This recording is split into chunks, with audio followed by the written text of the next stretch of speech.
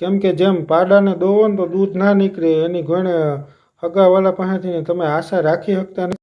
મિત્રો, જીવનમાં જ્યારે જરૂર પડે ને ત્યારે એક મિત્ર જ મિત્રને કામ આવે છે. અને અત્યારે મારે પણ તમારી એવી જ જરૂર પડી છે.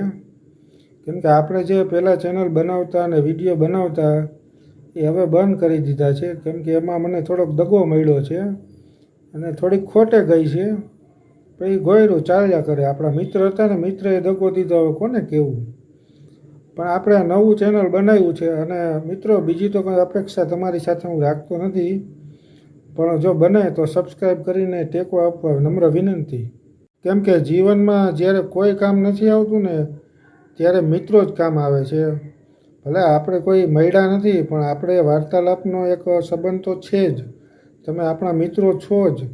તો મિત્રો પાસે એક સબસ્ક્રાઈબની આશા તો હું રાખી જ શકું છું કે તમે મને ફોલો કરી શકો, જેથી મને પણ તમારી મદદ મળે અને તમને લોકોને પણ નવું જાણવા મળે, નવા વિષય ઉપર વાતચીત કરવાનો મોકો મળે. તો મિત્રો, આ આપણું નવું ચેનલ છે અને આ ચેનલને સબસ્ક્રાઈબ ને ફોલો જરૂર કરી લેજો, જેથી મને આપનો ટેકો મળી રહે અને આપણે દરરોજ મળતા રહીએ.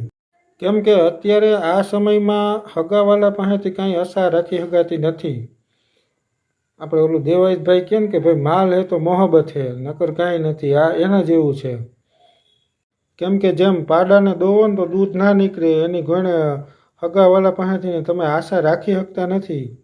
હા, વાતું થાય તમારે આમ નહીં આમ કરવું જોઈએ, તમારે તેમ કરવું જોઈએ. પણ એ તો બાપા તને માથે પડે તો ખબર પડે કે કેમ કરવું જોઈએ. માણો સમય છે ને, સમયની વાતું છે.